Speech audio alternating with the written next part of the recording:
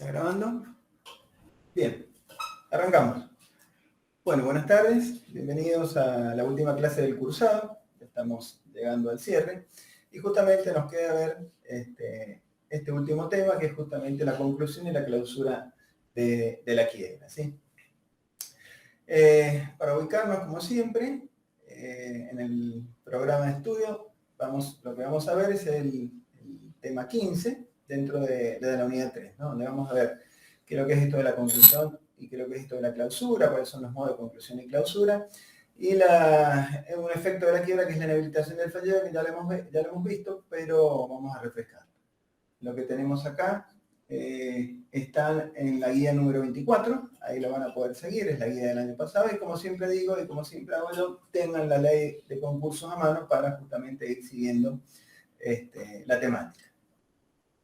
Y llegamos al final. Si ustedes recuerdan, cuando nos empezamos a ver allá por marzo, en la presentación que hacíamos, les planteaba y les contaba un poco, con ganas de espolear la materia, todo el proceso. Recuerden que vimos cuál es el proceso de concurso preventivo y cuál es el proceso de la quiebra. Proceso que ahora ya estamos llegando a su cierre, ¿no? Recuerden que la apertura de la quiebra se da a través de la sentencia de quiebra, a la cual puede ser una quiebra directa, puede ser una quiebra indirecta, pedido por deudor, por acreedor. A partir de la apertura se da el proceso de conocimiento de este pasivo, es decir, conocer a quién realmente se le debe, esto que llamamos etapa de conocimiento del pasivo concursal, con su tema fuerte, que es todo el tema del procedimiento de verificación, ¿no? Verificación tempestiva, o verificación tardía, o verificación especial que pudiese llegar a haber en el caso de una quiebra indirecta, en donde el juez decidiese justamente ese procedimiento, ¿no? Concomitantemente con esta etapa está el tema de la administración y conservación de los bienes. Uno de los efectos importantes de la quiebra, como vimos, es el desapoderamiento, esta pérdida de administración y disposición de los bienes por parte del ya fallido. La posterior incautación, que es la materialización de ese desapoderamiento, hace que los bienes tengan que ser administrados y conservados a la espera de ser vendidos. Labor principal del síndico, ¿no? Entonces, todo lo relacionado con la administración y conservación de bienes, ustedes verán todo lo que el síndico puede hacer y dejar de hacer, incluso avanzar en algunas ventas que pueden ser urgentes o necesarias dentro del procedimiento. Luego, recuerden que pasamos a la etapa de realización de bienes, una vez que esta quiebra quedaba firme. Recuerden que el procedimiento de quiebra es eminentemente liquidativo, es decir, decretada la quiebra, estando esta firme, no hay que esperar demasiado para vender los bienes, realizarlos, conseguir el dinero posible y en función de eso después distribuirlos entre los acreedores. Es decir, la quiebra eminentemente liquidativa implica vender los bienes lo más rápido posible, cuando la circunstancia del proceso lo permita, y luego con ese dinero armar un proyecto de distribución, que es la forma en la cual van a cobrar los acreedores, ¿no? Con más o una rendición de cuentas, que es esto que ustedes vieron como informe final, ¿sí? Entonces ahora llegamos a la última etapa de la quiebra. ¿Cómo cerramos este procedimiento? ¿Cómo cerramos la etapa de quiebra, ¿no? Este tema que justamente nos convoca hoy, que es lo que se llama clausura y conclusión de la quiebra. No es lo mismo clausura que conclusión de la quiebra, ¿sí? Entonces vamos a empezar justamente precisando la diferencia entre lo que es conclusión y clausura de la quiebra. Acá gráficamente también espero que los puntiquitos sean suficientemente explicativos para que ustedes lo entiendan. Cuando hablamos de clausura del procedimiento, lo que nos estamos refiriendo o apuntamos es justamente a que la quiebra, como es un proceso judicial, como todo proceso, puede ser clausurado su procedimiento, es decir, puede detenerse por un determinado lapso de tiempo. Entonces, cuando hablamos de clausura del procedimiento, nos estamos refiriendo a eso. Es decir, se cierra el proceso, se cierra el expediente, pero queda alargado, queda ahí a la espera de poder ser reabierto con la posibilidad de cerrar abierto. ¿Y cuándo se va a producir la clausura del procedimiento? Ya vamos a ver la forma, pero básicamente cuando hayamos hecho todo lo que medianamente puede hacerse dentro del proceso. Se vendieron los bienes, se incautaron los bienes, se vendieron los bienes, se consiguió el dinero, se presentó el proyecto de distribución y se le pagó a los acreedores. Pero no todos los acreedores cobraron. Por consiguiente, no podemos dar por concluida la quiebra. Como bien lo muestra el muñequito, no tenemos más que hacer. Vamos a quedar a la espera de que aparezcan nuevos bienes para poder seguir liquidando, para poder seguir pagando a los acreedores. Mientras tanto, poco puede hacerse. Entonces, ¿para qué no vamos a estar mirando la cara en el juzgado? Básicamente es esto. Apagamos la luz, cerramos y nos vamos, ¿sí? Si hubiese alguna causal, alguna posibilidad de que existan nuevos bienes y el procedimiento se va a reabrir, se va a continuar, ¿no? Entonces la clausura del procedimiento plantea este concepto, ¿no? Se frena el proceso, pero los efectos de la quiebra continúan casi plenamente. Distinto es el caso de la conclusión de la quiebra. Bueno, lo que es clausura lo vamos a ver enseguida. Fíjense que lo van a encontrar del artículo 230 al 233. Es muy poquito lo que la ley plantea porque no son muchos los casos. Distinto es el caso de la conclusión de la quiebra. La conclusión de la quiebra, ya acá no apuntamos al proceso judicial, sino apuntamos a la quiebra como justamente instituto. La conclusión de la quiebra pone fin a la quiebra. Es decir, como acá lo graficamos con este video de estos señores que se viralizó hace un tiempito atrás, es la muerte de la quiebra. Es decir, la quiebra se cierra, termina, y por consiguiente, la consecuencia de que la quiebra quede cerrada, quede concluida, es justamente que cesan todos sus efectos. Todo lo que estuvimos viendo en relación a los efectos en las clases anteriores, efectivamente efectos personales, efectos patrimoniales y demás, cesan con la conclusión de la quiebra. Es decir, la quiebra se da por concluida, se da por terminada. La quiebra terminó, murió. Y no puede ser reabierta. Es decir, esa es la diferencia significativa con la clausura. El deudor, nosotros insistíamos que en el caso de declarársele la quiebra, lo importante que era el cambio de estatus jurídico de este deudor in bonis, que tenía problemas financieros, declarada la quiebra, se transformaba en un deudor fallido. Y esto decíamos que cambia su relación, tanto en cuanto a su relación con sus acreedores, en cuanto a su relación con su patrimonio, en cuanto a su relación o sus efectos o efectos personales sobre lo que él pueda o no pueda hacer, ¿sí?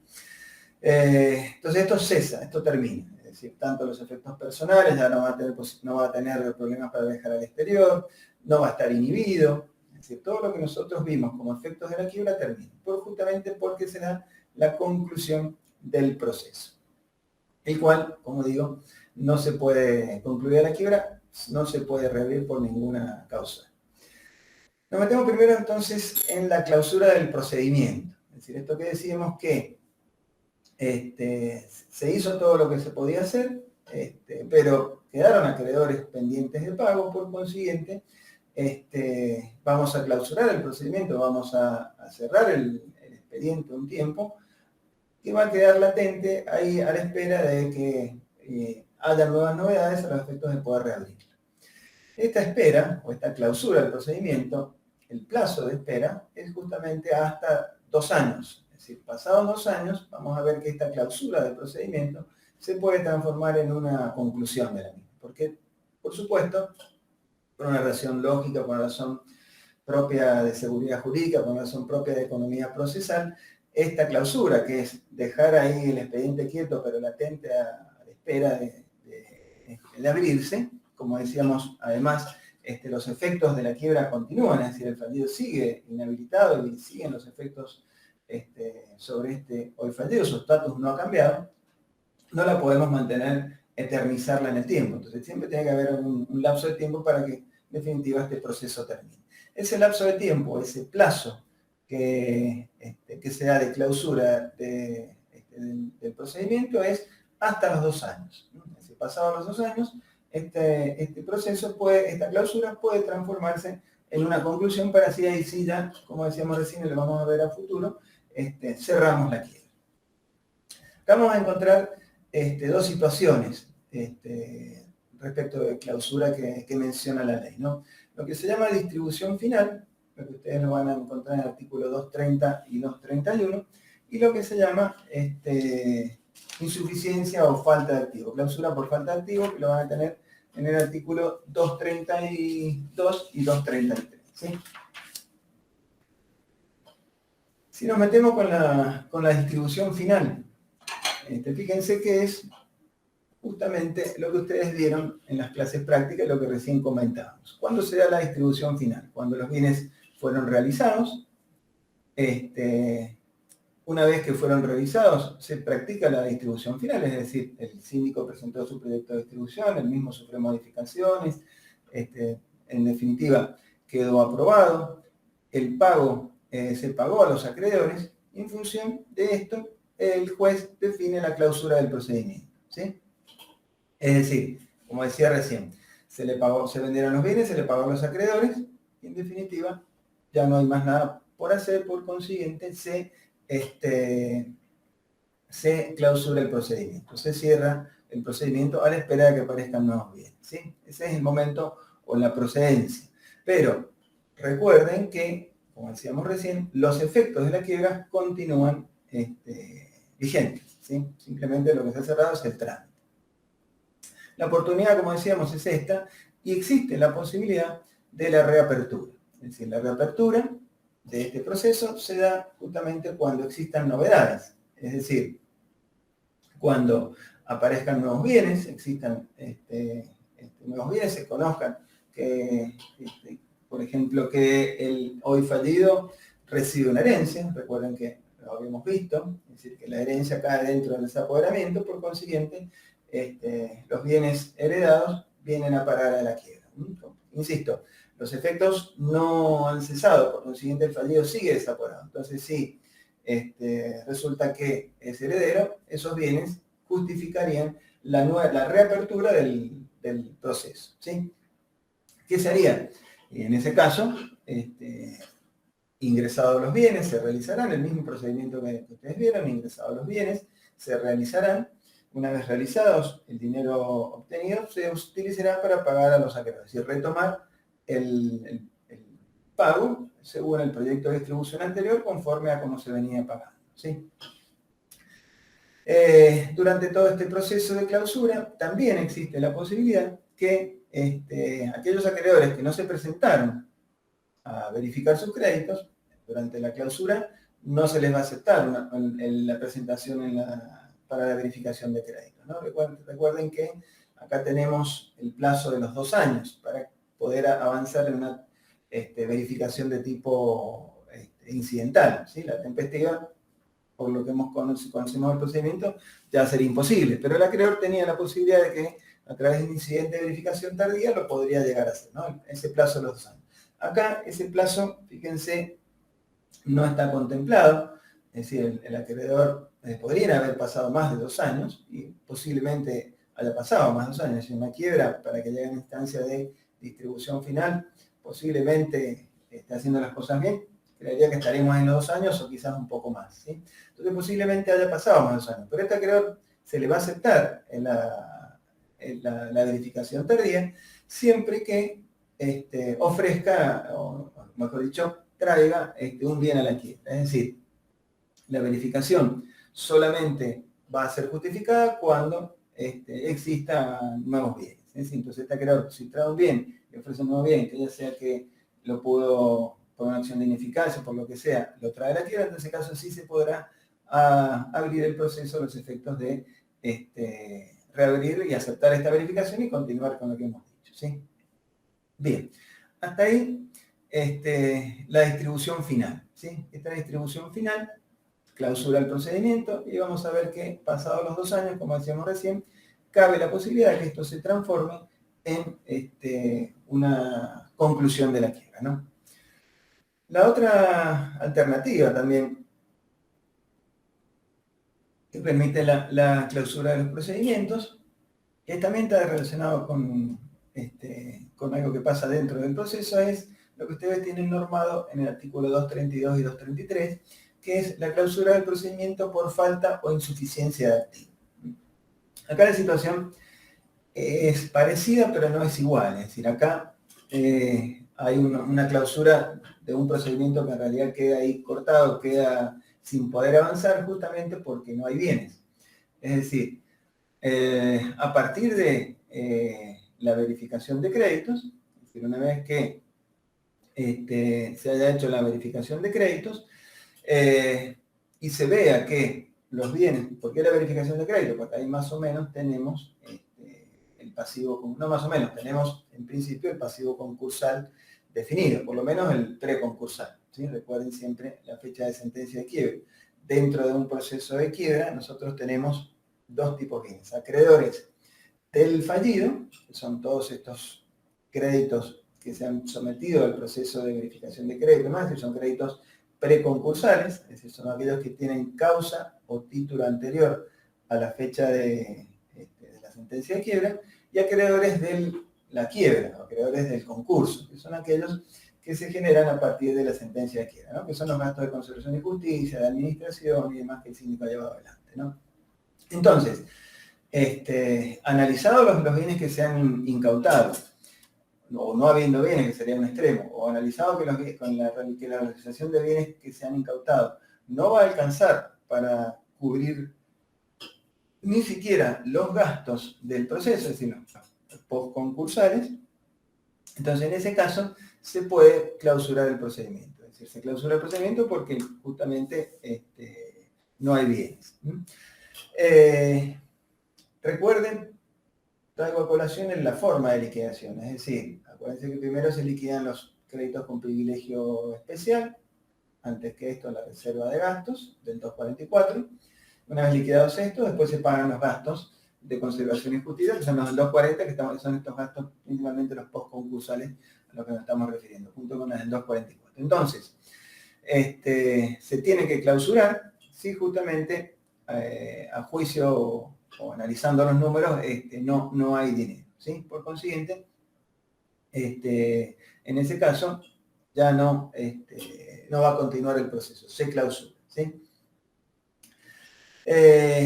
En esta situación, fíjense que al no haber suficiente activo, ni siquiera para cubrir los gastos o los honorarios que se hayan estimado o lo que se realice, en realidad acá hay una presunción de fraude por parte del fallido. Este fallido que no solo ha tenido mala suerte a la hora de manejar sus asuntos, por eso ha caído en establecición de pago, sino que a través de un accionar posiblemente doloso, haya vaciado su empresa, que era la prenda común de los acreedores. Entonces acá, en principio, habría una presunción de fraude, lo que obliga al juez concursal a notificarlo a la justicia penal, ¿no? Para que investigue. En principio es una, como digo, una presunción, no es que sea un hecho cierto, sino desde el punto de vista del proceso concursal, lo que tiene que hacer es justamente comunicarlo a la justicia penal para que justamente investigue si realmente había una actitud o una conducta dolosa que puede ser punible desde el punto de vista penal, ¿sí? Ya entra por otro carril la sanción. Así las cosas, el procedimiento va a ser clausurado, es decir, el procedimiento de quiebra queda clausurado y no podrá transformarse en conclusión, como hablábamos recién, mientras este proceso penal, si es que se hubiese abierto, hubiese avanzado, no termine, ¿sí? De esa manera lo tendremos ahí cerrado el procedimiento, pero a la resulta de lo que ocurre, ¿sí? En definitiva, fíjense, algunos tipos, algunas cositas por ahí importantes que ustedes conozcan, que las hemos estado comentando relacionadas con la clausura del procedimiento. Primero que nada, lo que decíamos, lo que se suspende es el procedimiento, se suspende el expediente, no la quiebra. Es decir, los efectos de la quiebra, como ponemos acá en el punto 2, subsisten. Es decir, el fallido sigue desapoderado, el fallido sigue inhibido, el fallido sigue con la prohibición de viajar al exterior, sigue con el derecho de poder trabajar, pero su deber de colaboración hasta este punto, bueno, podemos decir que ese sería uno que queda también ahí dormido, porque si no hay más nada que hacer, quedaría ahí dormido, ¿no? Dentro de la clausura cabe la posibilidad de la presunción de fraude, lo que acabamos de comentar, es decir, si la clausura se da justamente por falta de activo, como hablábamos recién, se puede llegar a activar la causa penal. Desde el punto de vista del juez concursal, su obligación es la de comunicar al juzgado federal, al juzgado penal, ¿sí? No va más allá. El procedimiento queda clausurado de todos modos, ¿sí? Durante la etapa de clausura, como decíamos, no se emiten nuevos pedidos de verificación, es decir, no vamos a volver si aparece un acreedor y no trae nada, ¿no? Salvo que justamente aparezcan nuevos bienes o este mismo acreedor cabe la posibilidad de que traiga como un pan bajo el brazo, un bien bajo el brazo, ¿no? Como decía, cabe la posibilidad de que este acreedor haya llevado adelante una acción pauliana, una acción de recomposición patrimonial, haya salido exitosa y en función de eso puede solicitar la verificación de su crédito y de esa manera, justificadamente, como hay nuevos ingresos, hay nuevos fondos para liquidar, entonces ahí sí se le aceptará este proceso de verificación, ¿sí? Decíamos que la clausura se transforma en conclusión de la quiebra en algún momento, ya sea por el plazo del paso del tiempo, como decíamos, pasados los 2 años, o ya sea porque justamente habiendo un proceso penal, el mismo ha terminado. Esta conclusión prácticamente opera de forma automática, no obstante, la puede dictar el juez de oficio, puede ser pedida por el síndico o puede ser pedida por el propio fallido, para que justamente formalmente la quiebra quede concluida y de esa manera cerremos con este proceso. En el punto 7 les recuerdo el tema de qué pasa si aparecen nuevos bienes, que recién nos comentamos. Si aparecen nuevos bienes, se produce la reapertura, ¿no? Lo que decíamos recién. Si hay nuevos bienes, esto implica nuevos ingresos, y si hay nuevos ingresos, por supuesto, ese dinero tendrá que distribuirse entre los acreedores, continuando así una solución de continuidad con el proyecto de distribución original o las distintas reaperturas que hubiesen habido. Esta reapertura interrumpe el plazo de 2 años, quiere decir que abierto el proceso, una vez cuando se realizan los bienes, se continúa pagando, se vuelve a clausurar el procedimiento, volvemos a comenzar a contar este plazo de 2 años, ¿sí?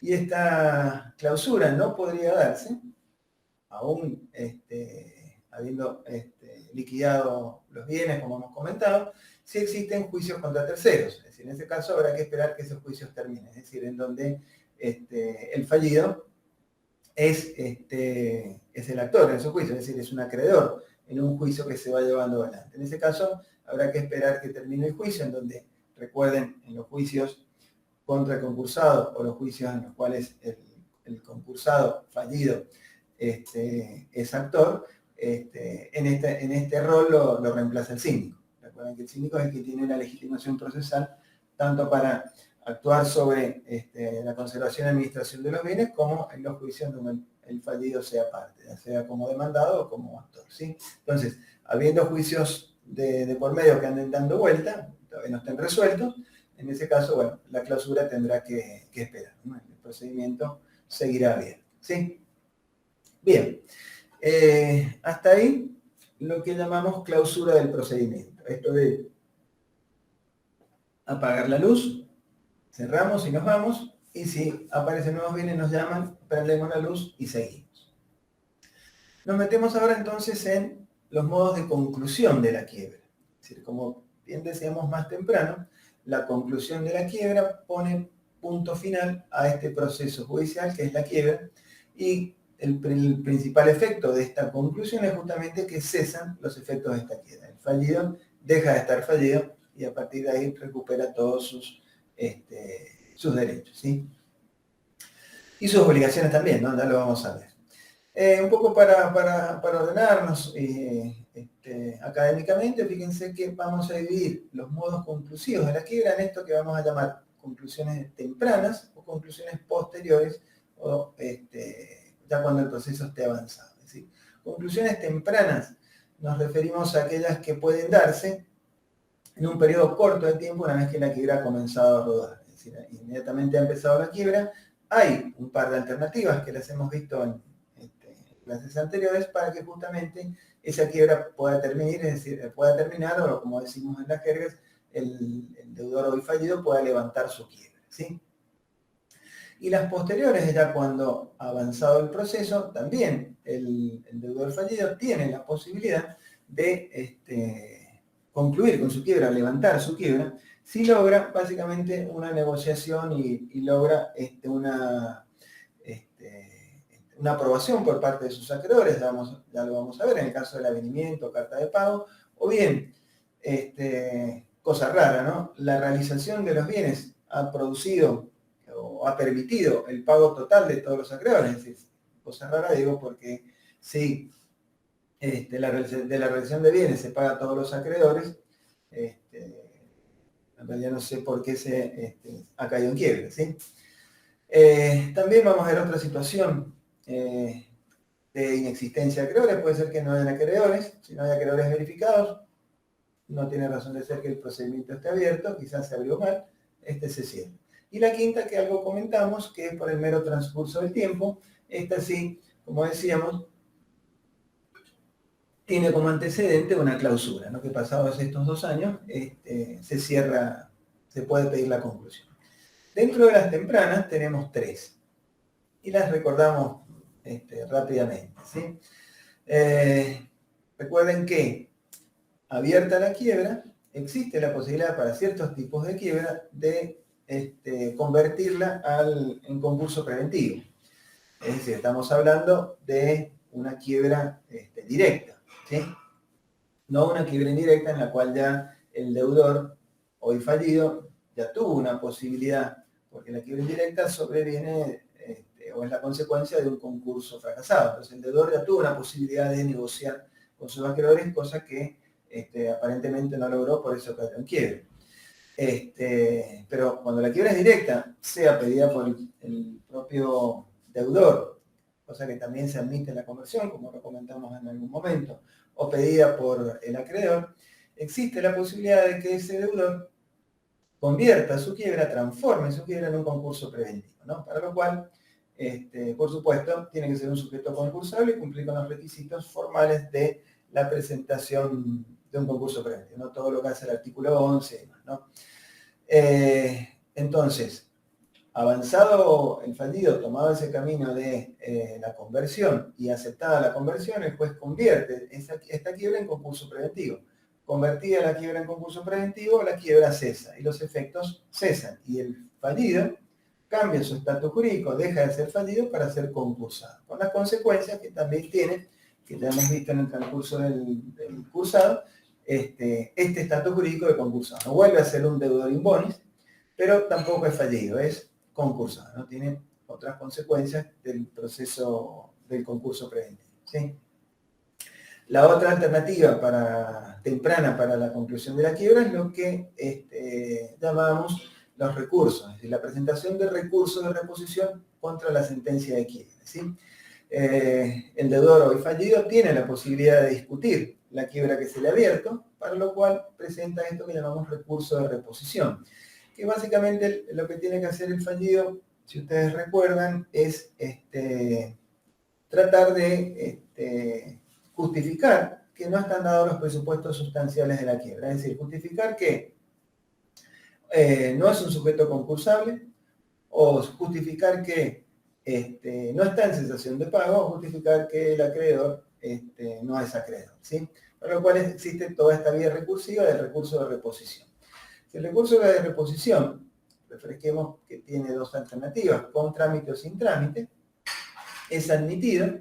El contrámite es justamente en donde se va a plantear y se van a presentar las pruebas necesarias para que justamente se vea y el deudor pueda demostrar que no está en cesación de pago.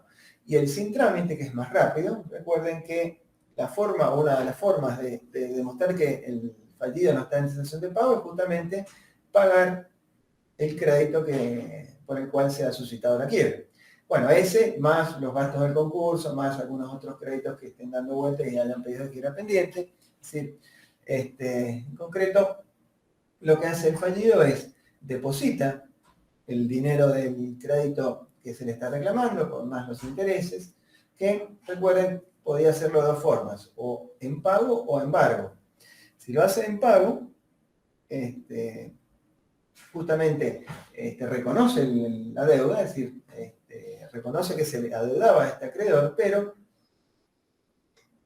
está justificando que no está en cesación de pago. Si tiene plata para pagar, no está en cesación de pago. Por consiguiente, el presupuesto sustancial de la cesación de pago, requisito necesario para la apertura de la quiebra, queda justamente sin efecto. La otra alternativa que el fallido puede realizar es realizar el pago, pero a embargo. Es decir, la realización del pago a embargo tiene el mismo efecto, es decir, demostrar que yo no he pagado, no porque no tenga plata, porque tengo el dinero, la estoy depositando, sino yo no he pagado porque yo estoy en litigio con ese acreedor, para mí ese acreedor, o no le debo a ese acreedor lo que él está diciendo, ¿no? Entonces, deposito embargo, y en ese caso vamos a discutir el crédito. Si en el primer caso, en pago, el acreedor retirará los fondos, en este segundo caso vamos a discutir el crédito, no se va a llevar los fondos, pero la quiebra concluye, ¿no? Porque justamente no estoy en cesación de pago. Después le cabrá a las resultas de cómo termine este recurso de reposición. Si termina con la admisión, justamente se levanta la quiebra y le cabrá al deudor, ya no fallido, al deudor, las acciones por daños y perjuicios contra este acreedor, producto justamente de que le ha pedido la quiebra indebidamente, ¿sí? Pero eso ya es harina de otro costal, ¿sí? Entonces, en lo concreto, lo que estamos analizando es otra forma, con la admisión del recurso de reposición, es otra forma de dar por concluida la quiebra. Y la tercera alternativa temprana, que también se da en el transcurso de las primeras etapas de este proceso, es la que plantea el desistimiento. Recuerden que el desistimiento es la posibilidad que tiene el caso del concurso, lo vimos en profundidad, en el caso de la quiebra, la posibilidad que tiene el fallido de desistir el concurso, de desistir la quiebra. Es decir, acá suena, recuerden, acá también hay toda una, cuando lo vimos, toda una discusión doctrinaria y jurisprudencial incluso, porque si el fallido está pidiendo, o el deudor pide su quiebra, después, para alguna parte de la jurisprudencia y de la doctrina, no puede decirse, no puede arrepentirse, no puede decir, bueno, ahora no quiero estar en quiebra, ¿sí? Entonces por ahí está discutido un poco el desistimiento. Pero lo cierto es que existe esta posibilidad para el fallido, en la cual lo que tiene que hacer, su plazo de tiempo, recuerden, es hasta la publicación de dictos, y antes de la publicación de dictos es lo que tiene que demostrar que ha cesado el estado de cesación de pago. Es decir, que al momento de pedir la quiebra estaba en cesación de pago. Al momento, después su situación cambió radicalmente y rápidamente, por consiguiente, tiene la posibilidad o tiene los recursos necesarios para afrontar el pasivo concursal. Por consiguiente, sale del estado de cesación de pago. ¿Cómo lo demostraría? Bueno, ahí tenemos algunos ejemplos que a veces hemos dado. El deudor pidió la quiebra y a la otra semana se saca algún premio de la lotería, 15 y lo que sea, hay una gran cantidad de millones de dólares o pesos. Con eso puede justificar que en realidad su situación cambió. La otra que siempre utilizamos, que ahora con la pandemia la reeditamos, es, supongamos, una empresa que pide su quiebra. Al mes se presenta justamente diciendo que sus proyecciones de ingresos y demás, y sus ventas pueden mostrar que en realidad se han disparado y han subido mucho. Por consiguiente, ha salido de este estado de cesación de pago. Lo que estamos diciendo, como digo, siempre lo actualizamos, ahora con la pandemia, el ejemplo que ponemos es una fábrica de alcohol en gel, o alcohol. Presentó su quiebra poco antes del encierro que sufrimos allá en el 2020 con COVID, y a posteriori su situación sensiblemente cambió porque obviamente hasta hubo faltantes de este líquido. Por consiguiente, podría ser un ejemplo en el cual se podría dar este desistimiento, donde el deudor fallido demuestra que en realidad ya no está en cesación de pago porque su situación cambió, ¿no? Entonces, así las cosas, estos son un poco los tres fundamentos o las tres formas de levantar la quiebra y concluir la quiebra rápidamente, ¿no? La conversión en concurso preventivo, la presentación y admisión del recurso de reposición o el desistimiento. Básicamente, la primera hace referencia a transitar dentro del otro proceso concursal, pero un poco las condiciones no cambian, es decir, transformar la quiebra en un concurso preventivo. Las otras dos es justamente sí levantarla de manera plena, en la cual el deudor lo que está demostrando es que no está en cesación de pago, ¿sí? Las que recién desde el punto de vista académico llamamos posteriores, acá las presentamos, son estas 5 alternativas que vamos a ver y que están relacionadas justamente con cuando la quiebra ya ha avanzado, es decir, ya cuando se han cerrado estas posibilidades de conversión, esta posibilidad de presentación del recurso de reposición o la que hablábamos de desistimiento por parte del deudor, ¿no? Entonces acá la quiebra ha avanzado, pero no ha llegado hasta por lo menos en los primeros 3 casos, fíjense en lo que vamos a llamar avenimiento, carta de pago o pago total, no ha llegado perdón, mejor, los 2 primeros, avenimiento y carta de pago, no ha llegado hasta el final, es decir, hasta la versión de todos los bienes. En las otras 3, lo que llamamos pago total, inexistencia de acreedores, o por el mero transcurso del tiempo, que luego vimos, vamos a ver que sí, ya la quiebra está más avanzada, ¿sí? Entonces, cabe la posibilidad que este deudor ya fallido entable una negociación con sus acreedores dentro del proceso de quiebra. Es una negociación privada, entre privados, es una negociación entre el fallido y sus acreedores, distinto en el caso de que se da en un concurso preventivo, que si bien es privada, el proceso de negociación se va dando dentro de el proceso judicial del concurso preventivo. Acá no. Pero básicamente es eso, una negociación entre acreedores y deudor fallido con miras a justamente lograr su autorización para poder levantar o terminar la quiebra, ¿sí? Empezamos con el avenimiento. El avenimiento ustedes lo van a tener en el artículo 225 al 227, fíjense que también es cortito, el espacio que le asigna la ley a estos procedimientos. Y lo que plantea el avenimiento es justamente, fíjense, si analizamos la palabra avenimiento, que no la confundan con advenimiento, que viene de algo que está por venir. Avenimiento, lo que hace referencia es estar de acuerdo, es decir, avenirse sería el verbo, es decir, estar de acuerdo con alguna decisión. Y justamente, ¿en qué está de acuerdo el acreedor? Justamente el acreedor está de acuerdo en que al fallido se le levante o se le cierre la quiebra o se levante la quiebra, es decir, concluya la quiebra. Es decir, el acreedor presenta o presta su consentimiento para que la quiebra concluya, ¿sí? ¿Cómo se hace esto? Primero que nada, se necesita unanimidad. Por parte de todos los acreedores verificados, se necesita unanimidad. Es decir, yo tengo que tener, a diferencia del concurso preventivo, si ustedes recuerdan, en la negociación yo tenía que tener ciertas mayorías, tanto de capital como de personas, acá necesitamos la unanimidad, es decir, el consentimiento de absolutamente todos los acreedores del proceso, ¿sí? Del concurso, los acreedores verificados, ¿sí? ¿Cómo se formaliza? Y se formaliza en un escrito que se presenta en el juzgado.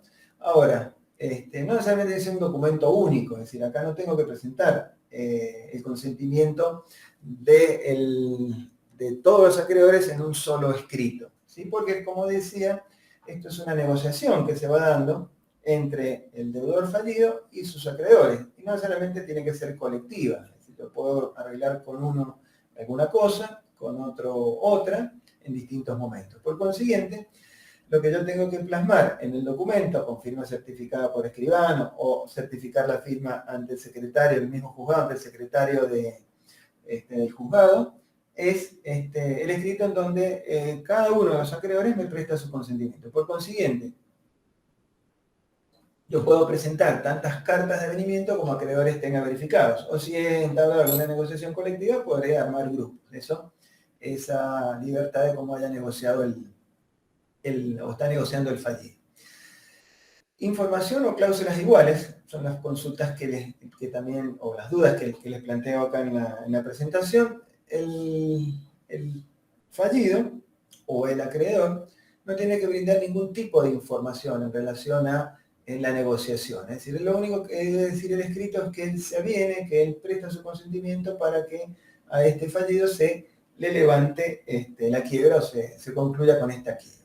Lo que haya negociado el fallido deudor con el acreedor, para el juzgado es transparente, no hay que brindar ningún tipo de información. No se le va a consultar, no se le va a pedir nada.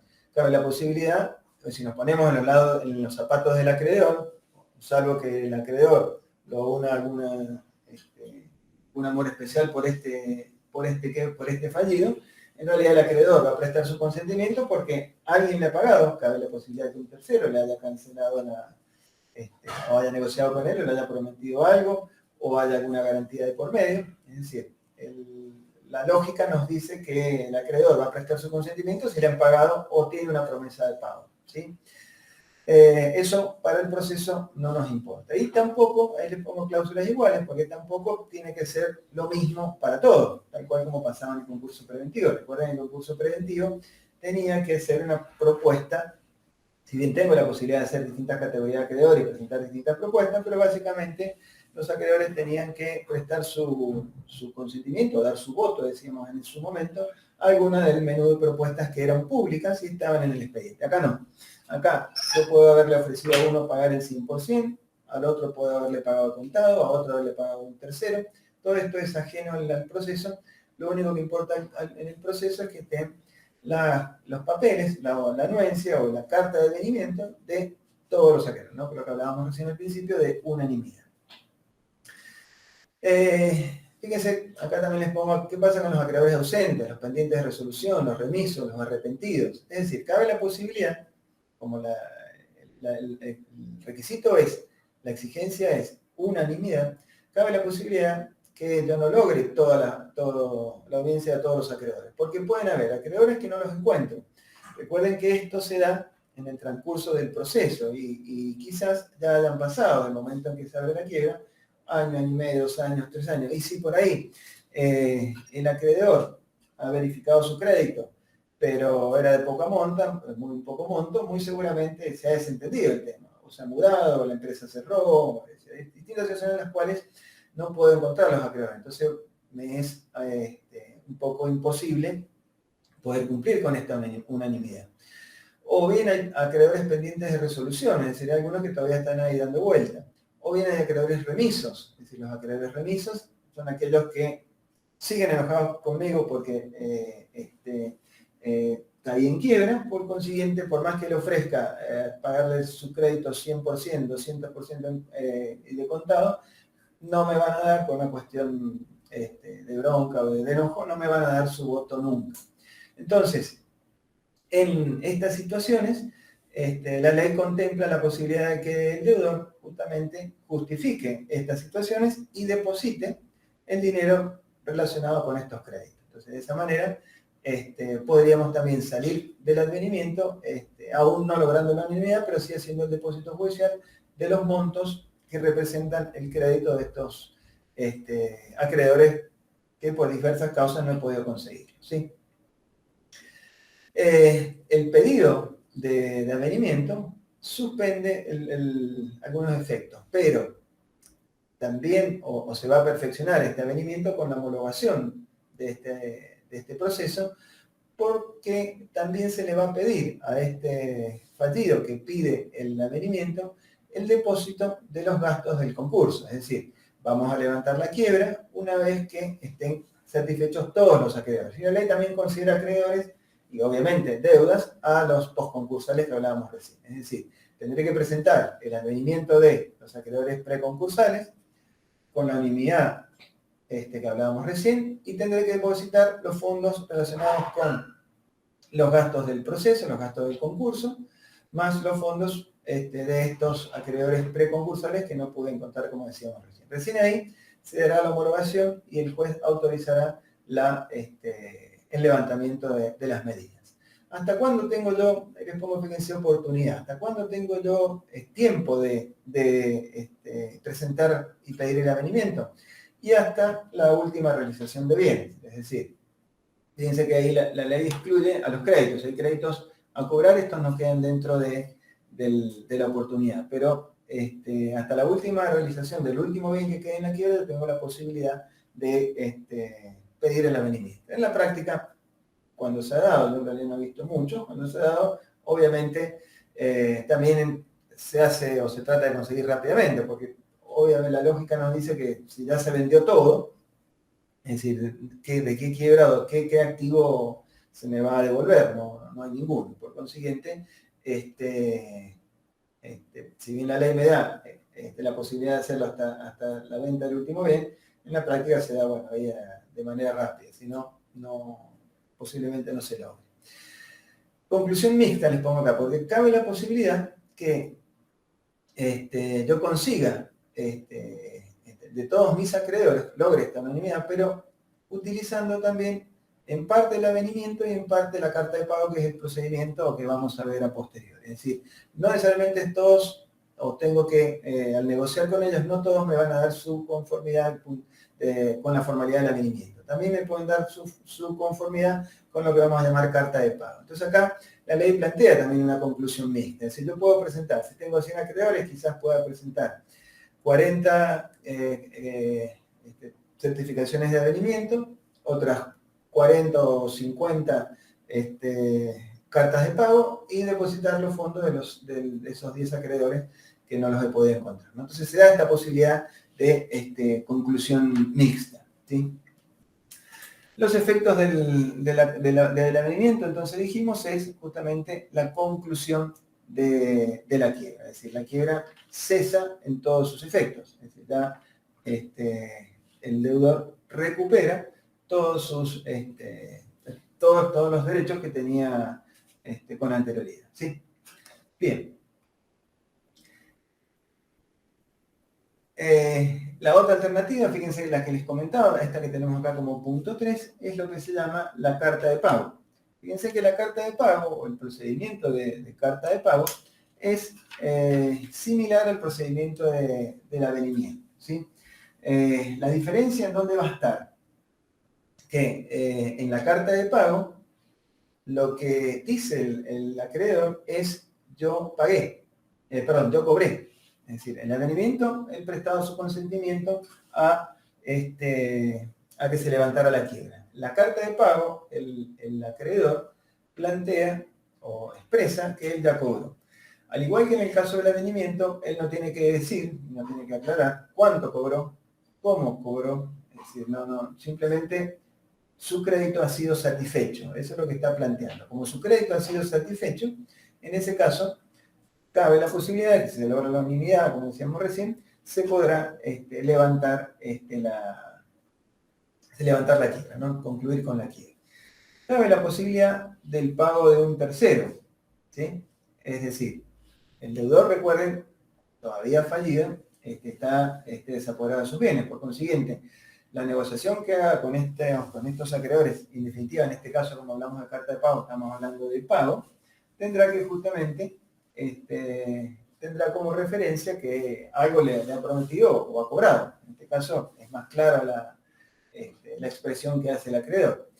¿De dónde saca los fondos? Sería la pregunta. Recuerden que él tiene derecho a seguir trabajando, no es un muerto civil el fallido, puede seguir trabajando en la independencia, ejerciendo su oficio, ¿no? Porque tiene que generarse los fondos para vivir. Pero la mayoría de sus bienes o de otros ingresos que pueda llegar a conseguir, la herencia que hablábamos recién, entran dentro del desapoderamiento, es decir, son incautados y van a parar a los fondos de la quiebra. Por consiguiente, no es raro que la negociación con los acreedores la haga o le pague, mejor dicho en este caso, un tercero.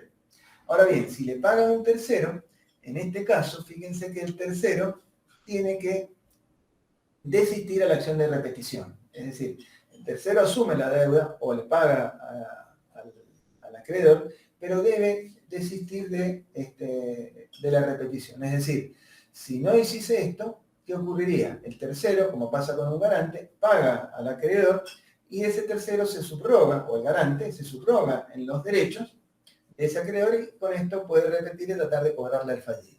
Entonces, en este caso, esto tiene que estar expresamente desistido por parte del tercero, porque si no, fíjense, no estaríamos sustituyendo al acreedor, no habría extinción de la deuda.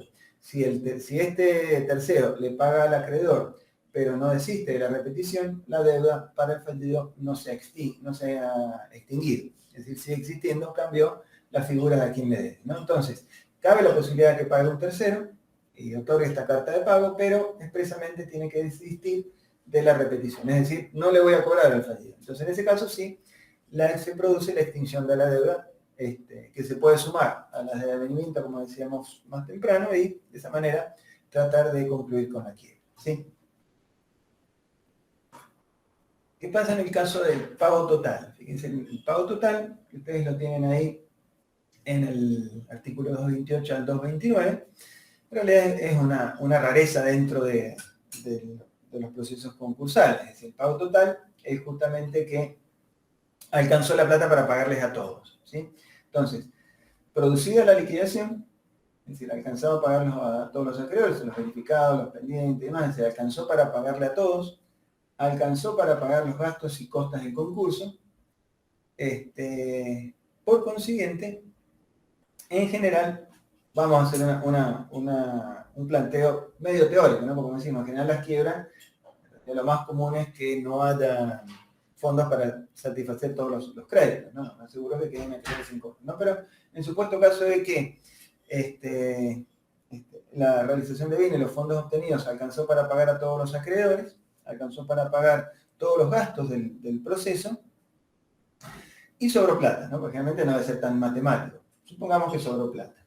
Si sobró dinero, ¿qué hacemos con ese dinero? La ley plantea que hay que pagar los intereses. Recuerden que uno de los efectos de la quiebra fue la suspensión de los intereses, lo que nosotros llamamos cristalización del pasivo. Los intereses quedaron suspendidos a la fecha de quiebre, ¿sí? Entonces, si los créditos fueron satisfechos conforme a esa evaluación, conforme al monto que tenían en ese momento.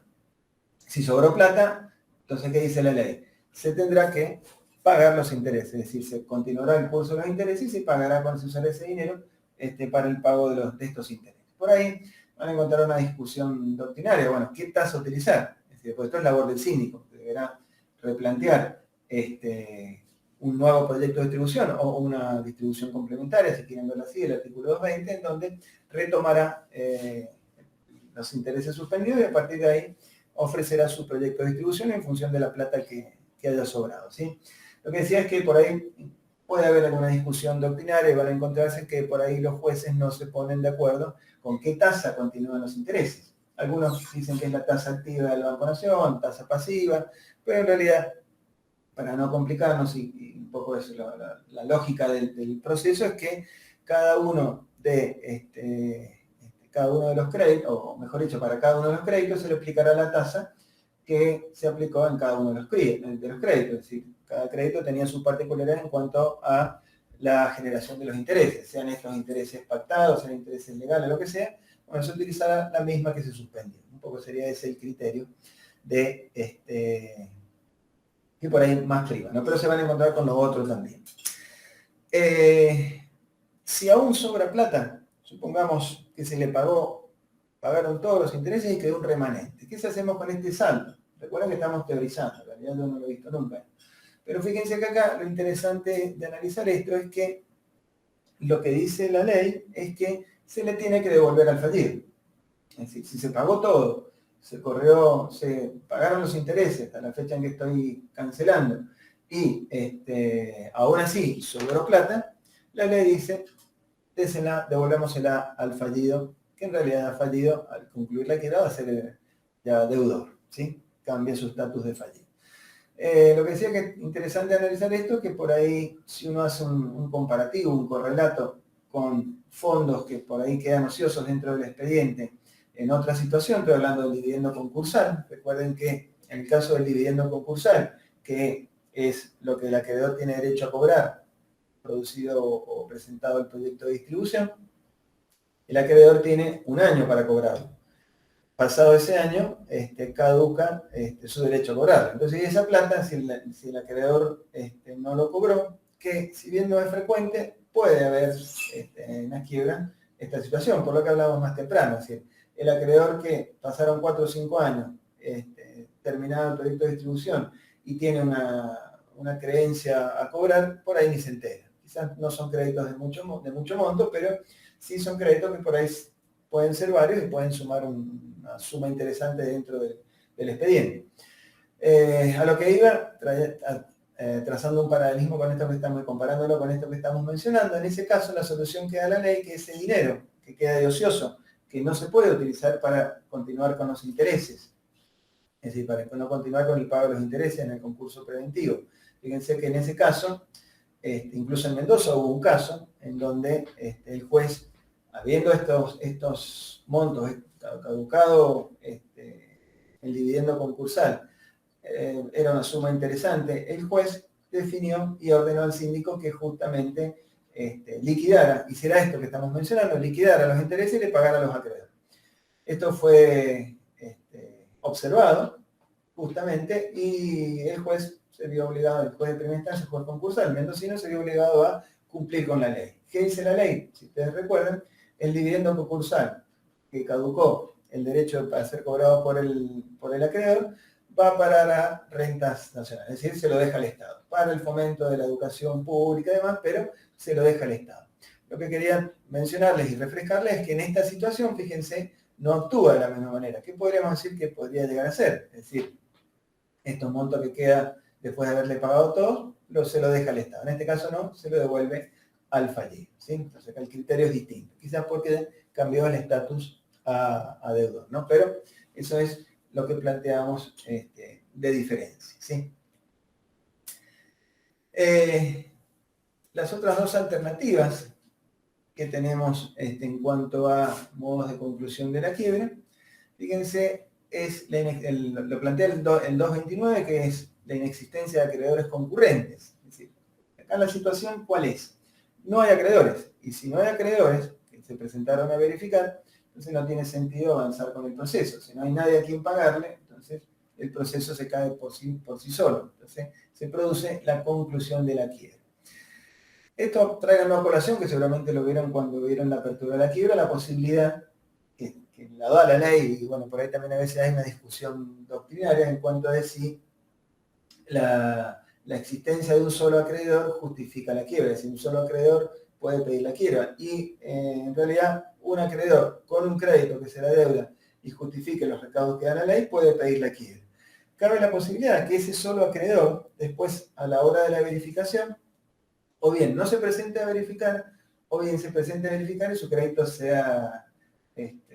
no sea verificado ni sea admisible, sea declarado admisible. En ese caso, fíjense que se abrió la quiebra, un solo acreedor, el mismo quedó fuera del proceso, no tenemos acreedores. Si no hay acreedores, no tiene razón de ser que el proceso continúe, por consiguiente, se procede a la conclusión de la quiebra. No sin antes, por supuesto, el deudor fallido tiene que pagar las costas judiciales. ¿Sí? Sobre eso también hay una discusión doctrinaria, si no hay acreedores, ¿por qué el fallido tiene que pagar las costas judiciales? Porque a todas luces pareciera que el pedido de quiebra ha estado mal realizado, porque si se abre la quiebra y después a futuro no hay acreedores, entonces lo que decíamos más temprano, el acreedor ha utilizado o ha abusado de este derecho que tiene de pedir la quiebra para poder cobrar su crédito. ¿Sí? No obstante, estas costas judiciales tienen que ser pagadas por el fallido como condición justamente para que también se pueda dar la apertura se dé la conclusión de la quiebra. ¿Sí? ¿Qué pasa con los acreedores no concurrentes? Fíjense que acá lo planteamos en esta situación, pero es válida para las anteriores también. ¿Cuáles son los acreedores no concurrentes? Recuerden que son aquellos acreedores que estaban denunciados por el deudor o el fallido, pero que no se presentaron a verificar. El acreedor insinuante era el acreedor que se presentaba a verificar. El acreedor concurrente es aquel que no vino o no concurrió, no eligió este único medio de pago mientras subsista la quiebra como proceso colectivo, es la única alternativa que tiene para cobrar este acreedor. Pero ¿qué pasa ahora?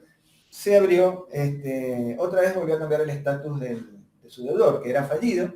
Mientras estuviese fallido, él no podía cobrar su crédito, sino era a través de los procedimientos que la propia ley de concurso establece, verificación tempestiva, verificación tardía, como sea, pero ahora la cosa cambió. El deudor volvió a estar in bonis, es decir, salió del estado de quiebra. Entonces, en ese caso, renace la posibilidad de esta quiebra no concurrente y de poder ejecutar su deuda, es decir, de poder iniciar las acciones individuales particulares contra este deudor, que ahora ya no está más en quiebra. ¿Sí? Por supuesto, en ese caso, si lo analizamos, como decíamos, en el transcurso del tiempo, habrá que ver la prescripción del título, porque quizás esta situación en el transcurso de la quiebra, plazo anterior o el plazo posterior, prescribió el título, y de esa manera entonces el acreedor no tiene la posibilidad de cobrarlo, porque le prescribió ya la acción para poder ejecutar ese título, ya sea un pagaré, un cheque, lo que sea, ¿sí? Pero cabe la posibilidad de que este señor pueda cobrar justamente su crédito. Por último, el último modo de conclusión de la quiebra es por el mero paso del tiempo, ¿no? Lo que habíamos comentado cuando estuvimos comentando el tema de la clausura. Es decir, decíamos que producida la clausura del proceso, esto era el cierre del procedimiento, la misma quedaba ahí larvada a la espera de una posible reapertura.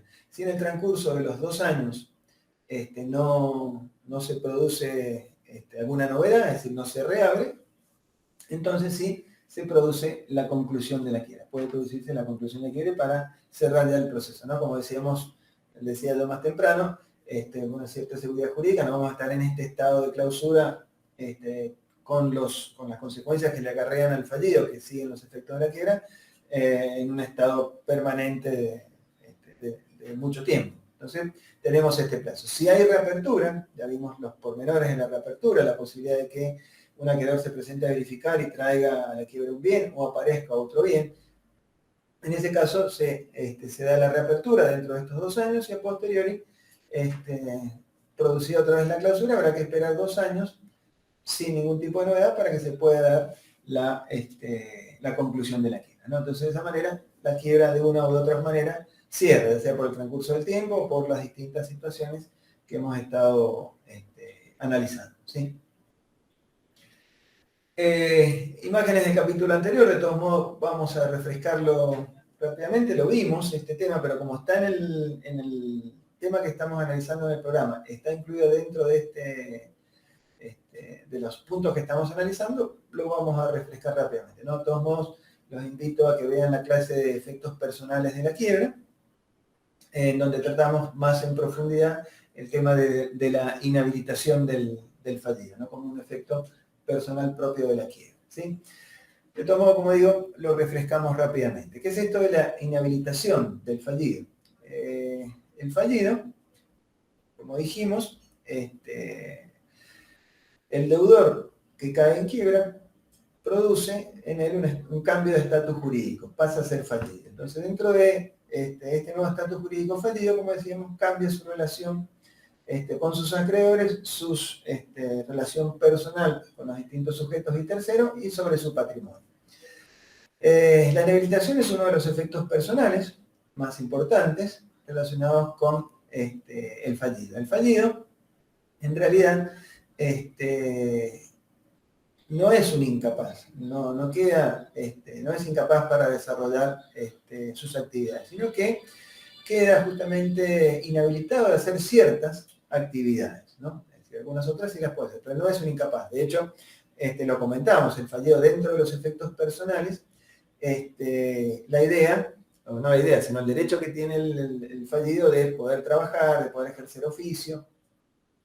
La idea acá de la inhabilitación es que justamente un poco acotarle el campo de acción a este fallido en relación a las cosas que puede hacer en relación a la administración de su patrimonio, con mira justamente a que no haga maniobras que lleven a hacer desaparecer sus activos, que recuerden que los activos pasan a ser la prenda común de los acreedores, ¿no? Entonces, la inhabilitación apunta a eso, a un poco coartarle el campo de acción a este fallido, para que justamente preservar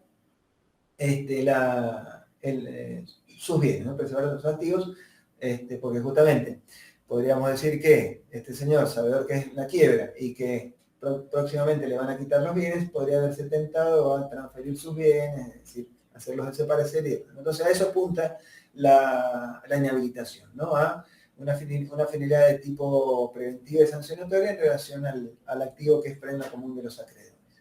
Esta inhabilitación abarca hay que distinguir si es persona humana, el fallido, persona física, persona humana, y si es una persona física, esta inhabilitación alcanza también a los sujetos que formaban y formaban parte del órgano de administración. forman y formaban parte, digo, porque justamente alcanza a todos los administradores de la persona jurídica, presentes al momento de cuando viene la quiebra, y todos los que han estado actuando desde el momento del inicio de la cesación de pagos. Y a todos estos alcanza esta inhabilitación. ¿Cuál es el plazo y cuándo comienza? En el caso de las personas físicas, comienza desde el mismo momento de la sentencia de quiebra. Dijimos que es un efecto automático de la sentencia de quiebra. Es decir, el fallido queda inhabilitado desde la apertura de la quiebra. De hecho, uno de los puntos, cuando vimos el contenido de la sentencia de quiebra, era justamente la instrucción o la orden que da el juez de anotar la inhibición de este deudor, hoy fallido, en los distintos registros, sea el registro de automotor, de la propiedad y demás, ¿sí? Entonces, de la propia sentencia de quiebra. En el caso de las personas jurídicas, ahí tenemos que distinguir. En el caso de los administradores que están vigentes y están actuando al momento que sobreviene la quiebra, lo mismo que hablábamos recién, el momento de la sentencia de quiebra. En el caso de los administradores que estuvieron, pero ya no están, recuerden que alcanza a todos los administradores que han estado al momento del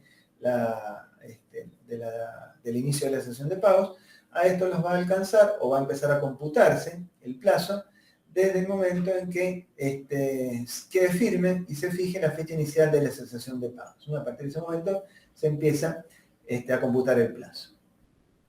Recuerden que de venida a la quiebra se fija el inicio de la cesación de pagos.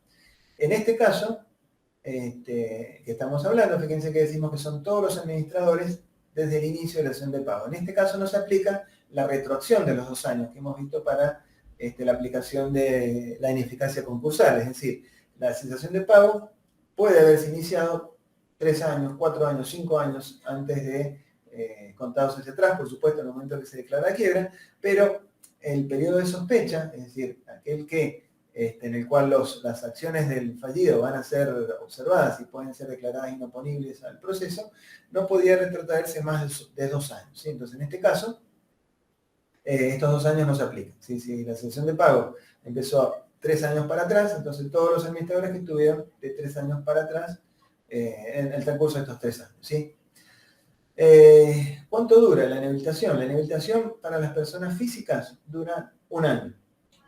Es decir, contado al momento de la sentencia de quiebra, al año cesa esta inhabilitación. ¿Sí? Lo mismo le cabe a las personas humanas administradoras de la persona jurídica.